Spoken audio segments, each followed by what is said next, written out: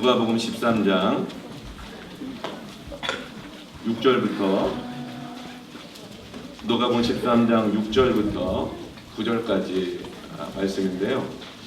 우리 1절부터 9절까지 한번 읽읍시다. 1절부터 9절까지 누가복음 13장 1절부터 9절까지 읽도록 하겠습니다. 먼저 제가 읽고 우리 같이 함께 교독해서 읽도록 하겠습니다.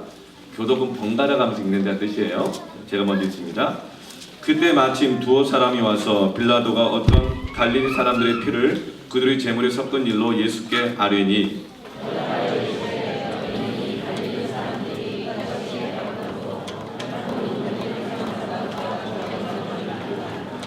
너에게 이르노니 아니라 너희도 만일 회개하지 아니하면 다 이와 같이 망하리라.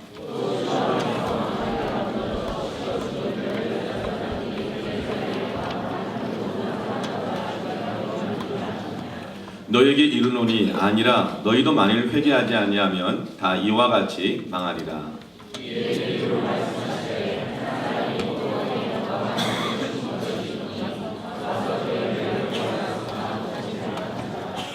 포도원 지객에게 이르되 내가 3년을 와서 이 무화과 나무에서 열매를 구하되 얻지 못하니 찍어버리라.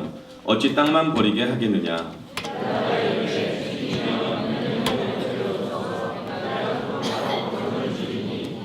함께 있습니다. 이후에 만일 열매가 열면 좋거니와 그렇지 않으면 찍어버리소서 하였다 하시니라. 아멘. 지금 좀 자리가 부족해서 뒤에 쭉 그 난간에 앉아 계시는 분들 계시는데요. 여기 앞에 자리가 좀 비었습니다. 이 왼쪽도 왼쪽도 그렇고 앞으로 좀 나오세요. 여기 거기서 앉으면 얼굴이 일단 안 보입니다. 거기가 얼굴이 안 보이고. 일어나세요. 일어나셔가지고 이 앞쪽 이 좌우편에 이렇게 앉으시면 좋겠습니다. 이 앞 자리가 충분히 많이 있거든요. 네.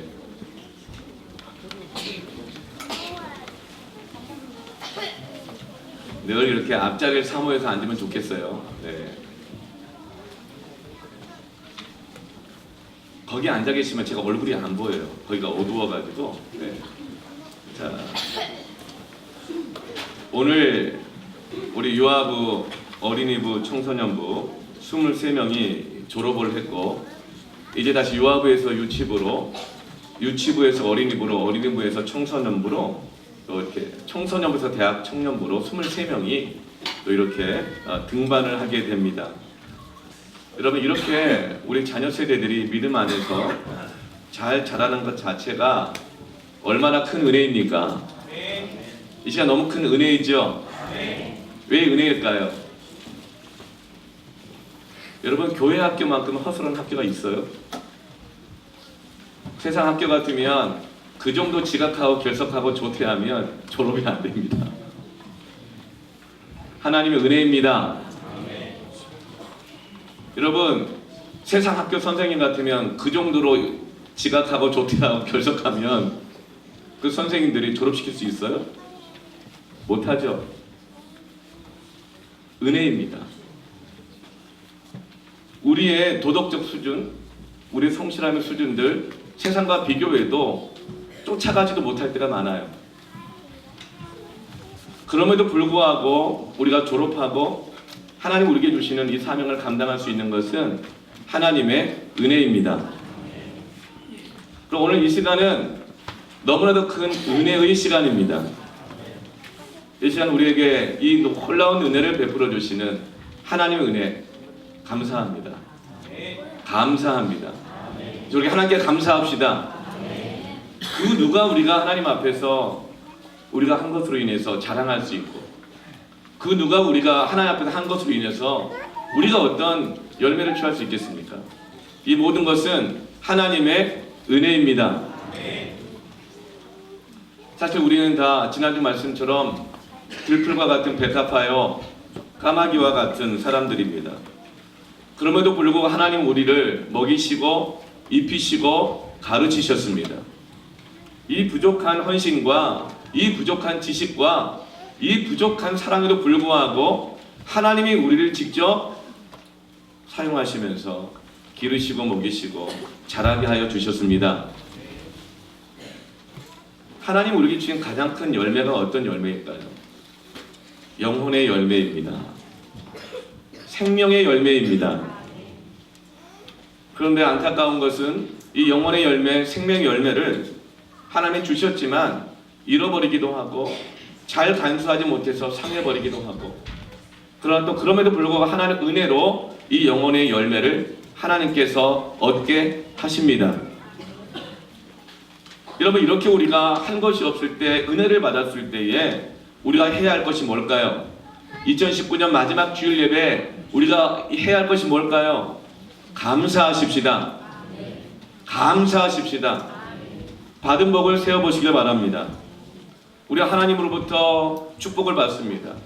은혜를 받았습니다. 어떤 사람들에게 은혜를 받았습니다. 근데 여러분, 그 은혜를 받을 때 감사하지 않게 되면 어떻게 될까요? 받은 것을 당연하게 여기게 됩니다. 받은 것을 감사하지 않으면 권리로 여기게 되고 더 이상 주지 않을 때에 원망하고 불평하게 되어집니다. 근데 하나님께 우리에게 은혜를 주셨을 때에 이것이 은혜 다음에 또 다른 계속적 은혜가 되기 위해서는 감사하시길 바랍니다. 선생님들에게 우리 자녀들을 맡겼고, 선생님들 가르쳐 주셨고, 우리 사역자들이 돌보고 말씀을 받았고, 교회를 통해서 은혜를 받고 예배 가운데 하는 은혜를 받았다면 이제 여러분 올 한 해 가기 전에 감사하시길 바랍니다. 감사하면 다 마음이 변질됩니다. 욕심스러워지고요, 불평하게 되고요, 받아도 당연하게 여기게 되고요, 또 안 준다고 왜 계속 다 안 해주느냐고, 하나님의 응답 안 해주는가, 이렇게 원망하게 되거든요. 여러분, 감사하시길 바랍니다. 그러면 하나님께서 2019년에 정말 아름다운 열매를 더 풍성하게 끝까지 주실 것이고 2020년도 하나님이 주신 예비하신 은혜가 풍성해질 줄로 믿습니다. 오늘 1절 말씀 보면 두 사람이 와서 예수님께 어떤 불행한 사고 소식을 전해줍니다. 어떤 갈릴리 사람들이 예배를 드리러 왔다가 사고를 당했다는 거예요. 그래서 그 사고 당한 그 피가 예배 가운데 흘려져서 섞여버렸다는 거죠. 예배를 드리러 가다가 예배를 드리러 와서 사고를 당하는 경우도 있습니까? 있죠. 또 어떤 사람들이 실로암 연못에 와서 씻으려고 왔다가 뭐 이 온천 여행 갔는지 어쨌는지 그때 씻으러 갔다가 망대가 무너져서 18명이 죽었다는 이 사고의 소식을 예수님께 이야기합니다. 아마도 그들 마음속에 이런 마음이 있었던 것 같아요. 저들이 얼마나 죄를 더 크게 지었으면 예배드리러 왔다고 죽냐. 저들이 큰 죄를 지었으니까 놀러 갔다가 씻으러 갔다가 온천 여행 갔다가 망대 무너져서 죽었는가. 이렇게 생각하고 있었던 것 같아요. 그래서 예수님께서 뭐라고 대답을 하세요? 3절하고 5절에 두 번에 반복해서 이렇게 말합니다. 5절 보면 너에게 이르노니 아니라 너희들은 이들이 큰 죄를 지어서 너희보다 더 큰 죄를 지어서 예배드리러 왔다가 사고당하고 교회 왔다가 사고당하고 놀러 갔다가 사고당하고 이렇게 생각을 하지만 아니라 너희도 만일 회개하지 아니하면 다 이와 같이 망하리라 이렇게 말씀하고 계십니다. 하나님께 우리에게 주시는 영혼, 인생, 생명 이 열매들을 잃어버리는 것, 이것에 대해서 예수님께서 지금 경고해주고 계시거든요. 오늘날 한국 교회에 아이들이 없어져 갑니다. 이 호메실 지구 130여 개 교회만 해도 규율학교 없는 교회가 60%가 넘습니다. 점점 청년들이 사라져가고 있습니다. 부모님을 따라 같이 중학교까지만 해도 나오다가 고등학교부터 되면 벌써 이 아이들이 어디로 갔는지 모릅니다. 대학 청년 가면 더 없어집니다. 가정마다 자녀들이 예수를 믿지 않아서 너무나도 큰 고민에 빠져 있습니다. 교회를 다니기는 다녀도 믿음의 열매가 나타나지가 않고 그 증거가 없습니다. 그래서 세상 자녀인지 하나님의 자녀인지 구분이 안 갈 때가 많습니다. 왜 그럴까요? 우리는 이렇게 생각할 수 있습니다. 우리 교회는 안 그러니까 그 교회가 우리 교회보다 더 나쁜 교회라서 그런 열매가 없구나. 그 부모가 나보다 더 큰 죄를 지어서 신앙생활 제대로 안 하니까 그 부모의 자녀들이 교회를 안 나오는구나. 한국교회 목회자들, 성도들이 더 큰 죄를 짓고 더 문제가 많기 때문에 우리는 이렇게 열매가 있는데 그들은 없구나, 이렇게 생각할지 몰라요. 혹시 우리가 이 풍성한 졸업 예배를 보면서 우리 교회는 그래도 주일학교 매년 졸업자들이 있고 매년 새 생명이 태어나고 매년 구원의 역사가 있기 때문에 우리 교회가 그렇지 않은 교회들보다 더 좋은 교회라구나 라고 생각할 수 있습니다. 그런데 하나 주님은 말씀하십니다. 아니라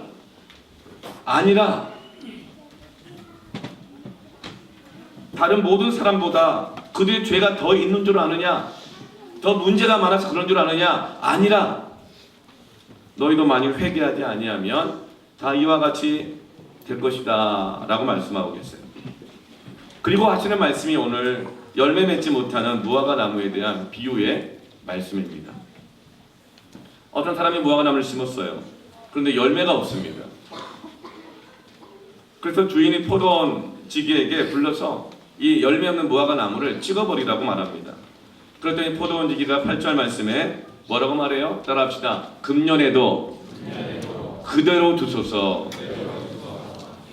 여러분, 금년에도 그대로 두소서. 열매가 없는데 맨날 결석하고 안 보이고 지각하고 조퇴하고 믿음의 열매도 없는데 그럼에도 불구하고 금년에도 그대로 두소서.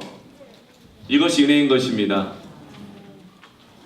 만약 우리가 포도나무라면 올 한 해를 돌아볼 때에 금년에도 무사한 것은 하나님의 은혜인 것입니다. 왜 은혜인가? 원래 무화과 나무는 길거리나 노지에 이렇게 아무렇게나 나 있는 것들이에요. 그런데 이 무화과 나무를 어디에 심습니까? 6절 말씀 보면 포도원에 무화과 나무를 심은 것이 있더니라고 말합니다. 포도밭에다가 무화과 나무를 심은 것입니다. 이것은 무화과 특별한 많은 무화과 나무들이 길거리에 흩어져 있지만 이 무화과만을 따로 특별히 선택해서 특별한 목적을 가지고 이 포도원에다가 특별한 배려로 심은 것입니다. 이게 바로 저와 여러분입니다. 많은 무화과 나무들이 있습니다. 길가에 가보면 있습니다. 들에 있습니다. 여기저기 다 있습니다.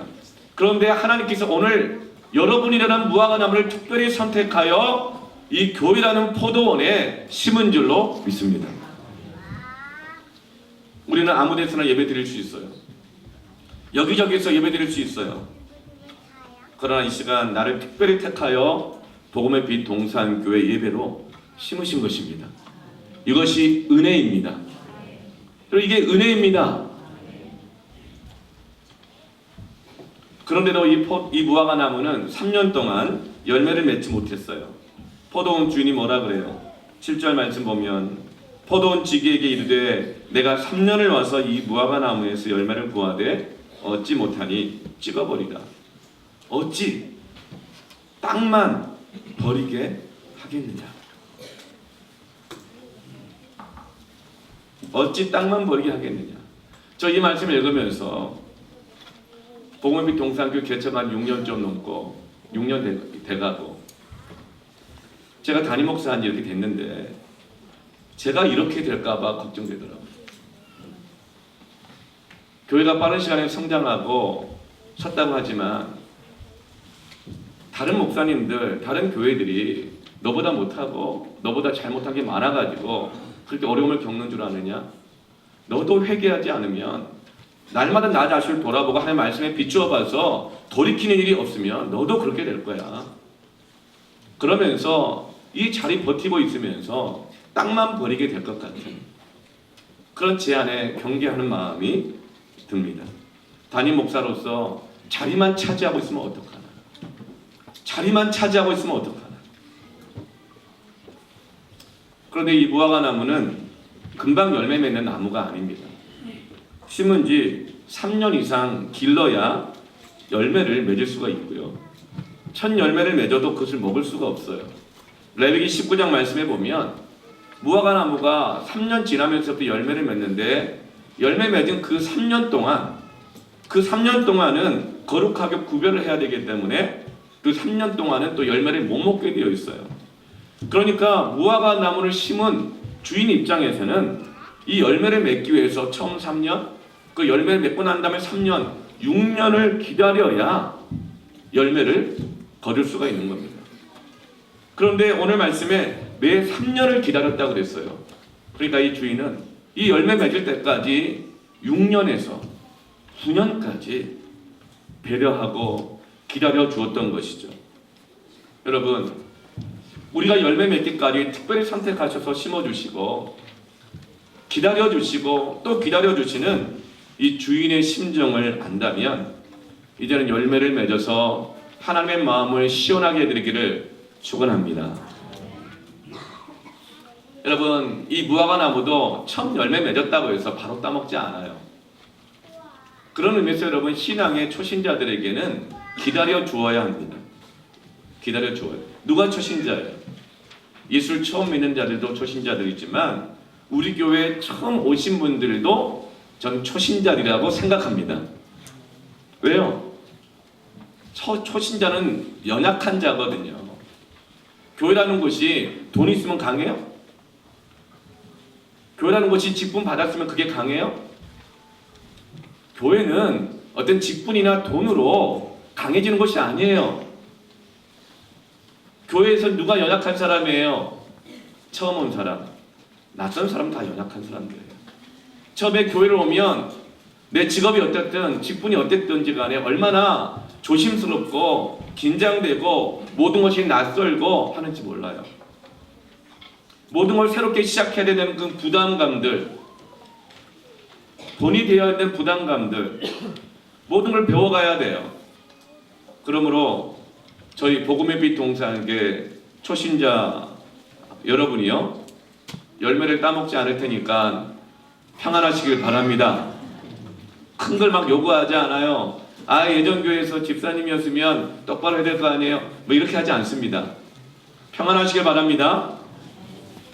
특별히 우리 교회 요즘 가장 많은 어려움 중에 하나가 주차 문제래요. 주차 문제. 저 밭 쪽이 저는 좀 추워야지 얼어가지고 질퍽거리지 않은데 질퍽거리지, 차가 막 안쪽에 있으면 빠져나가기 힘들지 막 그래요. 제가 선포합니다. 초신자 여러분, 차를 갖고 오시길 바랍니다. 그리고 우리 관리부 잘 들으세요. 우리 교회 도로 옆 라인 있죠? 차 8대 낼 수 있거든요. 그쪽은 새가족 이렇게 가지고, 초신자라고 붙이긴 좀 그렇고 새가족 그래가지고 코팅해서 붙여놓으시고, 그쪽은 우리 새가족들 초신자들 주차 자리로 해주시길 선포합니다. 아멘. 네. 그럼 언제까지 새가족이냐 묻는 분들이 있어요. 본인이 아직 새가족이다 싶으면 그냥 새가족 하세요. 아직 열매 맺을 만큼 성숙이 안 된 거예요. 아직 그만큼 편하지가 않은 거야. 네. 그냥 새가족 하세요. 양심이 있겠죠. 그쵸? 자기 다 알아요. 누가 말 안 해줘도 알아요. 그러니까 나 그냥 계속 새가족 할래. 그럼 그냥 거기 주차하시기를 바랍니다. 아무도 뭐라고 하지 않을 거예요. 편안하게 하시길 바랍니다. 다 그러면 안쪽으로 옮길 때가 올 거예요. 그리고 우리 기존 성도들 가능하면 셔틀버스 이용하시길 바랍니다. 네. 끝나고 돌아가는 시간 너무 걱정하지 마시고 조금 걸어가면 어때요? 그렇죠? 그리고 버스도 있더라고요. 특히 직분자들은 우리 자목마을 안쪽에다가 주차하시길 바랍니다. 거기부터 주차하세요. 그리고 주차장에 만약에 한다 할지라도 좀 나가기가 어려운 안쪽부터 직분자들이 하시길 바랍니다. 네. 원래 봉사자들은 일부 예배 다 참석하잖아요. 그러면 나가기 쉬운데 되지 말고 일부 예배부터 참석하신 분들 있잖아요. 직분자들 맨 안쪽 나가기 제일 어려운 곳에 어차피 늦게 나가잖아요. 그렇죠? 그렇게 주차해 주시면 좋겠습니다. 조금 불편해도 그래요. 네. 여러분, 초신자 성도 여러분, 새가족 여러분, 열매에 대한 부담을 너무 갖지 마세요. 봉사 너무 애쓰지 마세요. 우리 교회는 새가족 양육을 수료해야 봉사할 수 있습니다. 그러나 내가 아직 새가족이다 초신자다 싶으면 새가족 교육 받지 마시고, 네, 새가족 교육 다 받고 수료하시면 그때 봉사할 수 있습니다. 그래서 저는 믿습니다. 정말 하나님의 교회를 통한 은혜를 받고 계속적인 배려를 받으면 나중에 다 열매를 맺는다고 믿습니다. 그런데 제가 답답한 건 이거예요. 이제는 그런 신앙의 초보 단계가 지나고 완숙한 단계가 되었는데 엄교 심기 이제 3년이 되고 6년이 지나서 열매를 맺어야 하는데 여전히 어린 신앙의 자리에 앉아서 어린아이 노릇하는 그런 그리스도인들이 생각보다 많아지고 있다는 현실입니다. 우리 교회도 이제 6년이 지나가면서 그러지 않으리라는 보장이 없어요. 저는 주일 1부 예배, 2부 예배, 3부 푸른숲 예배, 수요일 저녁 섬김 예배, 금요영성 집회, 설교를 일주일에 여러 번 하지만 그 설교에 대한 적용과 강도가 예배마다 다 다릅니다. 제일 강도가 셀 때가 언제일까요? 수요일 섬김 예배 설교예요. 그리고 금요영성 집회 설교입니다. 그보다 더 강할 때가 있어요. 원래 목사의 말은 다 설교가 되잖아요. 그렇죠? 사역자 회의 때. 이때는 아주 셉니다. 여러분 참석 안 해보셔서 그렇지 저 이렇게 막 인제하고 그런 거 같죠? 네. 인제하나 굉장히 집요하고 네. 강해요. 사역자 회의 때는 아주 종종 강하고 심각하고 깊게 설교합니다. 막 야단도 막 쳐요. 왜 이렇게 강도가 다 달라야 할까요? 어떻게 여러분 신병하고 병장하고 장교하고 훈련의 강도가 같을 수가 있어요? 어떻게 특전사하고 어떻게 이 민방위하고 훈련의 강도가 같을 수가 있어요? 맡겨진 사명에 따라서 맡겨진 위치에 따라서 직분에 따라서 연한에 따라서 사명에 따라서 훈련의 강도가 다르고 섬김의 강도가 요구되는 삶의 강도가 달라야 하는 것입니다. 여러분 거기에 합당한 열매를 맺어야 합니다. 이제는 그 열매를 맺어야 합니다. 그러기 위해서는 우리에게는 믿음의 인내가 필요합니다. 원래 믿음이란 말과 인내란 말은 같은 뜻이에요. 히브리 에무나라는 뜻이 바로 믿음이라는 뜻입니다. 근데 이것이 바로 인내라는 뜻입니다. 사랑은 오래 참는 것처럼 믿음의 열매도 오래 참음 가운데 있어야 합니다. 오래 참지 못하고 인내하지 못하고 믿음을 붙잡지 않고 소망 아닌 소망을 향해서 이리 갔다 저리 갔다 왔다 갔다 하게 되어진다면 나무 한번 계속 여기다 심고 저기다 심고 왔다 갔다 해보세요. 열매를 맺어요? 싹도 안 나고 말라 죽습니다.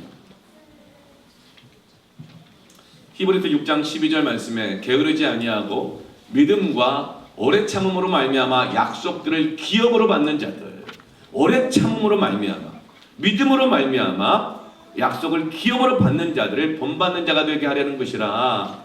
이것이 바로 믿음의 열매인데요. 여기서 오래 참음으로 열매를 맺게 되어주는데 이 오래 참음이라는 단어가 헬라어로 마크로티미아예요. 마크로티미아는 마크로스 길다라는 뜻입니다. long. 그리고 티미아는 suffering, 고통이라는 뜻이에요. 그러니까 오랫동안 고통을 참아낼 때, 인내할 때 믿음의 열매를 기업으로 얻게 된다고 말씀하고 계십니다. 이건 금욕주의가 아니에요. 히브리서는 신약입니다. 신약. 성령 안에서 부르심 안에서 오랫동안 인내하며 견뎌낼 때 약속하신 기업을 열매로 맺힐 수가 있습니다. 그 열매를 맺어야 될 대상이 누구예요? 히브리서 6장 1절 보면 그러므로 우리가 그리스도의 도의 초보를 버리고 죽은 행실을 회개함과 하나님께 대한 신앙이라. 그리스도의 초보자들이라는 거예요. 여전히 초보에 머물러 있으려고 그래요. 그게 어떤 거예요? 죽은 행실을 회개하지 않는 거야. 죽은 행실은 뭘까요? 하나님의 부르심 앞에 새롭게 살아가는 것이 아니라 늘 자신의 고집, 생각, 이 습관대로 그냥 그것이 아무 영향력이 없음에도 불구하고 그거 그냥 붙들고 살아간다는 거예요. 이걸 돌이킬 때, 이걸 회개할 때 그리스도의 도의 초보를 버릴 수 있게 되어지고 믿음의 오래 참음으로 약속하신 기업을 열매로 맺을 수 있습니다. 우리가 여전히 죽은 행실을 가지고 있고 안 변하려고 그러고 초보에 머물러 있으려고 하지만 그 세월이 1년, 2년, 3년 지났음에도 불구하고 포도원 주인 되신 하나님께서 우리를 지금 참아주고 계십니다. 참아주고 계십니다.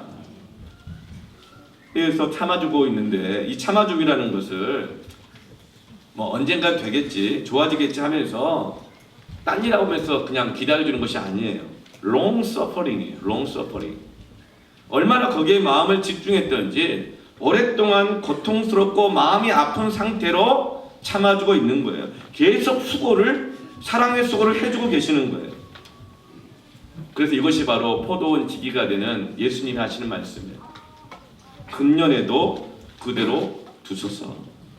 내가 땅을 두루 다시 파겠고 다시금 걸음을 주겠습니다. 이것이 바로 우리를 향하신 주님의 마음입니다. 이런 마음 다른 사람 몰라도 부모는 그 마음 다 알아요. 부모가 된 자는 그 마음 다 알아요. 세상에 어느 부모가 애들은 기다려 주라더라. 자기는 걔는 걔고 나는 나지 하면서 살다 보면 달라지겠지 하면서 그렇게 기다리는 부모는 한 명도 없어요. 어떻게 부모가 자녀를 참아줘요? 마카로티미아예요. 마음이 쓰이고 고통스럽고 아프고 걱정되고 괴로워요. 그러나 다시금 두루 땅을 파고 걸음을 계속 주는 거예요. 마음이 결국 이 자녀를 향해서 몰라라 할 수가 없는 거예요. 이게 바로 하나님의 우리를 향하신 오래 참고입니다. 외도하는 남편을 가진 아가페 사랑을 가진 아내의 마음이에요. 가슴이 찢어지고 마음 같아서는 도장 찍고 헤어지자고 하고 싶은데 자존심 너무 상하니까. 그런데 하나님의 사랑을 오래 참는 그 아내의 눈물이 바로 마크로티미아예요. 오래 참은. 혹시 여러분 이 가운데서 외적으로나 마음으로나 외도가 진행 중인 남자가 있습니까?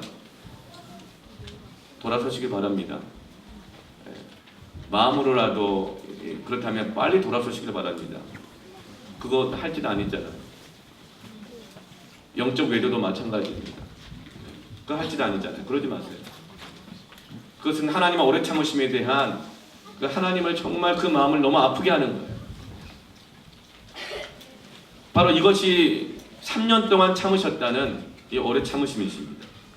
그런데 그렇게 3년을 참아줬는데도 열매가 없어요. 그러자 포도원 주인이신 하나님이 말해요. 찍어버려라. 어찌 땅만 버리게 하겠느냐? 어찌 땅만 버리게 하겠느냐? 여러분 그렇게 우리는 찍어버려도 아궁이에 불쏘시개 넣어도 할 말이 없는 인생일 수 있습니다. 그렇지만 그 연약한 무화과 나무를 향한 눈물의 탄원이 있죠. 주인이여 금년에도 그대로 두소서. 이것이 바로 2019년 마지막 주일 예배를 드리는 2020년을 시작하는 우리가 가질 수 있는 유일한 소망입니다. 우리가 올 한 해 돌아볼 때 열매 많은 자 얼마나 되겠어요? 또 그 열매 다 하나의 은혜로 주신 거죠. 근데 열매가 없을 때 우리가 어떻게 해야 할 건가? 두 가지 우리가 기억했으면 좋겠어요. 첫 번째로 따라합시다. 낙심하지 말고 주님을 의지하세요. 열매가 없는 거예요. 3년 돼도. 그런데 내가 두루 파고 걸음을 줄이니 그냥 두소서. 내가 두루 파고 걸음을 줄이니. 여기서 내가가 누구예요? 무화과 나무 자신이 아니죠. 포도원 주인도 아니고 이 포도원을 맡겨서 섬기고 있는 이 과수원 포도원 지기입니다. 누구의 열심인가? 바로 우리를 구원하시기 위해서 십자가에 달려 죽으시고 지금도 예수의 영으로 오신 성령님이신 예수님의 그 열심이 우리에게 소망이 되는 것입니다.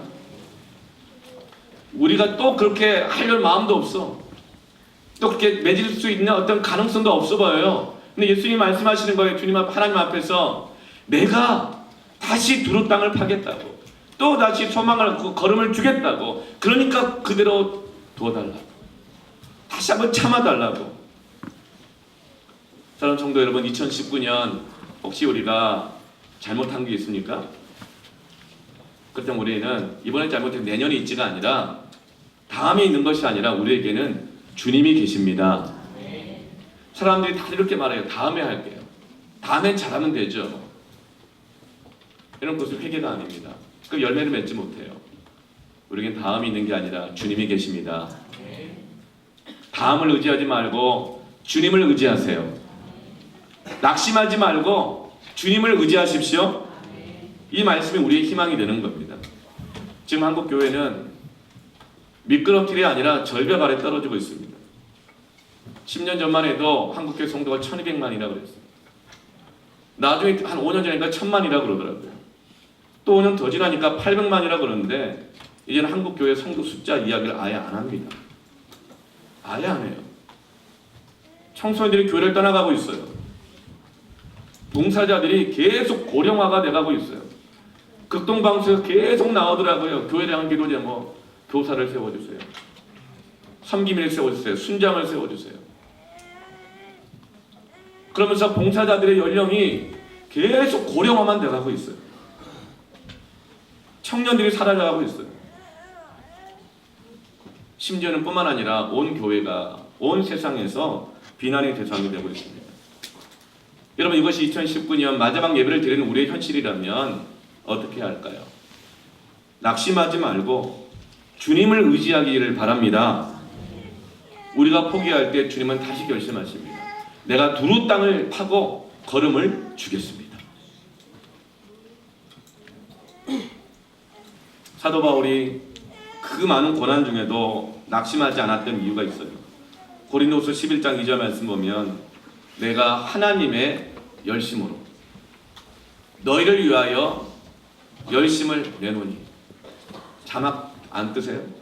고린도후서 11장 2절 말씀. 내가 하나님의 열심으로 너희를 위하여 열심을 내노니. 제가 안 줬나 봐요. 내가 너희를 정결한 처녀로 한 남편인 그리스도께 드리려고 중매함이러라. 우리 예수님께서 하나님과 우리 사이를 막 그렇게 중매하려고 연결하려고 애를 쓰는 거예요. 하나님 선택한 거 버리지 말아주세요. 버리지 말아주세요. 하나님의 열심으로 너희를 위하여 열심을 내고 있다고 바울이 말합니다.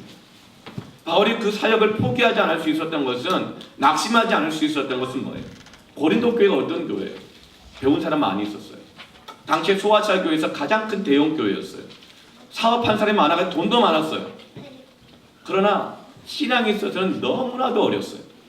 가진 의사 가지고 서로 비교하고 시기하고 뒷말하고 싸우고 분열하고 그리스도파, 바울파, 아볼로파, 베드로파 막 갈라지고, 그러면서도 사도 바울에 대해서는 권위를 인정하지 않고, 사도 바울이 거기서 내가 죽고 싶을 정도로 절망하고 고통스러웠다고 그랬어요. 그럼에도 불구하고 바울이 이 고린도 교회를 포기하지 않았던 것은 뭐죠? 그런 사람들을 보면 낙심하잖아요. 아, 저 사람이 있는데 왜 안 할까? 낙심하잖아요. 그것은 자기의 열심이 아니라 내가 하나님의 열심으로 너희를 위하여 열심을 내었다. 여러분, 우리를 포기하지 아니하시는 하나님의 열심으로 다시금 열심을 내시길 바랍니다. 하나님의 열심이 아닌 내 인격에서 나오는 열심, 내 체면 때문에 하는 열심도 있어요. 체면으로 하는 열심, 내 성실함으로 인한 열심, 내 노력의 결과물로 인해서 칭찬받고 인정받으면 생기는 열심, 그런 열심이라면 담임 목사님 저부터도 벌써 목사 그만두고 교회 떠났을 거예요. 사람의 열심으로는 할 수가 없어요. 봉사자들, 하나님의 열심이 아닌 자기 열심을 하는 사람들, 보상과 인정을 받아야 열심히 하는 사람들, 100% 원망과 불평립에 빠지게 돼요. 우리는 사람의 열심이 아니라 과수원지기가 되시는 예수님의 열심을 의지해야 합니다. 그러면 열심 없는 사람을 볼 때, 열심이 없어진 나 자신을 볼 때 낙심하지 말고 다시금 주님을 의지하십시오. 그래서 바울은 어찌하든지 간에 이 고린도 교회 성도들과 하나님 사이가 끊어지지 않도록 중매하려고 계속 노력했다는 거예요. 여러분, 다시 기도하십시오. 하나님의 열심이 여러분의 열심이 되도록 다시 기도하십시오. 다시 말씀을 묵상하십시오. 다시 예배하십시오. 여기저기 왔다 갔다 옮겨 심지 말고 뿌리를 내리시고 열매를 맺기까지 기다리시는 하나님의 마음을 알고 여러분 정착하시길 바랍니다. 자라가시길 바랍니다.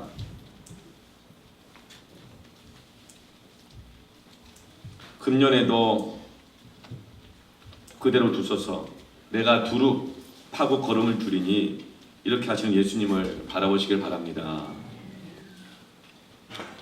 두 번째로 한번 따라 하실까요? 남 탓하지 말고 회개합시다. 제가 처음에 이 대집 쓸 때 남 탓하지 말고 회개하세요로 썼다가 제가 어제 저녁에 늦게 다시 한번 보면서 회개했어요. 그런 너는 그런 마음이 들더라고. 그래서 남 탓하지 말고 회개하세요가 아니라 회개합시다. 여러분 오늘 포도원에 있는 무화과 나무가 열매를 못 맺고 있는데 또 다시 시작해야 되는데 제일 몸과 마음을 고생한 분이 누굴까요? 기다려주는 포도원 주인일까요? 아니면 열매도 안 맺히는데 그 자리에 붙어있느라고 애쓴 무화과 나무일까요? 아니에요. 수고하고 애쓴 포도원 지기이신 예수님이십니다. 그런데 여러분 이 포도원 지기가 되시는 예수님이 무화과 나무를 원망하고 비난한 일이 있나요? 없어요. 포도원 주인 보고 왜 이런 열매 맺지 못하는 나무를 여기다 심어놨냐고, 왜 그런 걸 나한테 맡겨놨냐고, 될 일을 시켜야지. 하나님을, 포도원 주인을 원망하고 불평하나요? 아니에요. 오직 기회를 더 주신다면 내가 더 최선을 다하겠습니다. 이것이 바로 주님이십니다. 우리에게 부족한 것이 있다면 이거예요. 좀 탓이 많은 것 같아요. 탓이. 잘 되면 내 탓, 못 되면 누구 탓, 교회 탓, 무슨 뭐 장로 탓, 무슨 목사 탓, 상황 탓. 여러분 오늘날 이 SNS나 트위터 보세요. 뉴스를 보세요. 다 누구 탓이. 다 누구 탓. 들어보면 다 맞는 말이에요. 완전히 맞지 않아서 그렇지. 검찰 탓, 국회의원 탓, 대통령 탓, 심지어는 무지몽매한 무슨 국민 탓. 누구 탓이라고만 말을 해요. 좀 섬겨야 되지 않겠습니까? 이렇게 말하면 어떤 분이 이렇게 말해요. 나는 사랑을 못 받아봐서 아직 사랑을 덜 받았다고. 뭐 이렇게 말하는 분도 있어요. 그리고 어떤 분은 일을 하도록 시키면 상황을 만들어줘야 되지 않느냐, 뭐 상황을 보고 시키라고.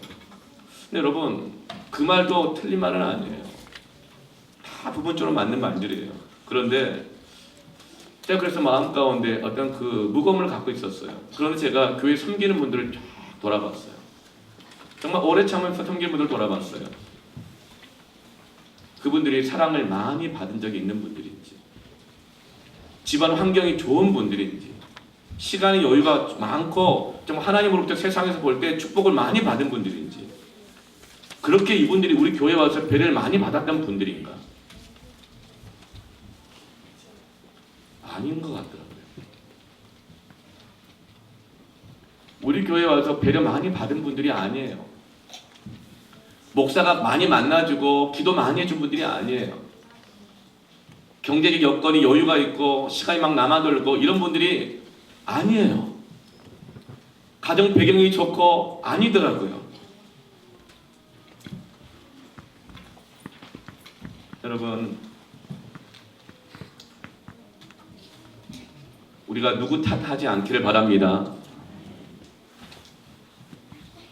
탓하지 말고 우리 자신이 회개하면, 돌이키면, 죽은 행실과 습관을 버리면 열매를 맺게 할 것입니다. 어떤 분들이 이렇게 말해요. 내가 원래 이러진 않았다고. 나도 뜨거웠다고. 그런데 상황 때문에, 또 어떤 경우는 이 사람 때문에, 이 사람 만나가지고 내가 원래 덕적스럽거나 막 그러진 않았는데 좀 이상한 사람 만나가지고 막 내가 이렇게 됐다고. 여러분 옆 사람 그렇게 찌르지 않기를 바랍니다. 남편이요 아내를 찌르지 마시고 아내들이요 남편을 찌르지 마세요. 예? 남 탓하지 말고 나 자신을 회개합시다. 그러면 열매가 맺혀질 것입니다. 열매가 안 맺히는 이유가 뭐라고요? 회개에 합당한 열매가 없기 때문에 그런 거예요. 여전히 자기의 옛 습관, 생각, 삶은 고집하고 있고 죽은 행실을 버리지 않고 있으면서 자리만 딱 차지하고 있는 거예요. 그러면 땅만 버리게 된다고 주인이 말씀하고 있어요. 그런데 우리 주님은 안다고. 그럼 내가 그 땅이 지금 버려져 있는데 다시금 땅을 파겠다고 거름줘서 다시금 심고 기를 만한 땅이 되게 할 테니까 땅 버렸다고 해서 이 나무까지는 버리지 말아달라고. 이게 주님이 하시는 이 사랑이에요. 여러분 이것이 바로 오래 참고의 사랑입니다. 포도원 주인이신 하나님이 기대하신 열매는 뭘까요? 무화과 나무의 많은 열매가 아니에요. 회개하지 아니함이라 말씀하셨어요. 회개의 열매를 하나님이 우리에게 원하고 계십니다. 그러면 열매는 누가 맺게 해요? 예수님의 열심이 맺게 하는 것입니다. 그런데 우리가 회개하지 않으면, 돌이키지 않으면 우리 주님이 십자가에 달려 죽으시고 어떤 일을 그냥 계속 하셔도 너무나 안타깝게 땅만 버리게 됩니다. 주님은 우리가 예수 믿은 지 그렇게 오래돼서 남은 가르치려고 하고 나는 회개하지 않고 늘 남의 탓이나 하고 원망하고 불평할 때에 그 사람의 죄가 나보다 크다고 생각하고 있다고 한다는 거예요. 여러분 회개가 뭡니까? 만약 여전히 우리가 원망과 불평과 죽은 행실 가운데 어떤 일과 봉사를 하고 있다고 한다면 여러분 그 일을 내려놓으시는 것이 좋다고 생각합니다. 네. 그러면 주님께서 다시 그 땅을 두릅하시면서 걸음을 주셔서 다시금 그 나무가 열매 맺는 나무가 될 수 있도록 돌보실 것입니다. 여러분 그러므로 너무 이렇게 체면이나 너무 부담감이나 그리고 인정 여기에 너무 매이지 마시길 바랍니다. 우리가 이 시간 볼 것은 기다려주시는 포도원 주인 되신 하나님의 사랑과 그리고 우리가 의지할 것은 다시금 농사 지으시는 포도원 지기가 되시는 예수님의 사랑만 의지하시길 바랍니다. 우리는 어떤 끝까지 자리 버티면서 일하는 것이 중요한 것이 아니라 하나님 앞에서 회개하는 것이 먼저입니다. 회개하지 않으면 아무리 수고하고 노력해 소용없어요. 회개하지 않고 그 자리 지키고 있는 것 아무 소용없어요.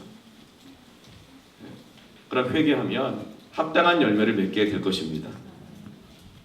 사랑하는 성도 여러분, 혹시 우리가 열매 없이 세월을 보내는 우리를 하나님이 참아주시는 것을 깨닫는다면 그 주님의 심정을 안다면 이제 2020년을 이 믿음으로 새롭게 나아가기를 축원합니다. 함께 우리 찬양하면서 기도했으면 좋겠어요. 여러분 다시금 하나님과 우리 사이를 중매하는 정말 그 주님의 열심으로 여러분에게 권합니다. 다시 기도의 자리 가운데 나오시길 바랍니다. 다시 주일 예배 여러분 그 자리를 잘 지키시길 바랍니다. 새벽 기도회 다시 시작하시길 바랍니다. 금요 기도회 시작하시길 바랍니다. 섬김의 자리, 부모 사명의 자리, 사역자의 사명, 직분자의 사명, 세상 속의 사명의 자리 가운데 나아가는 주님을 의지하여 나아가는 저와 여러분에게 축원합니다. 아멘. 지금 같이 함께 나의 등뒤에서 함께 찬양하면서 기도했습니다.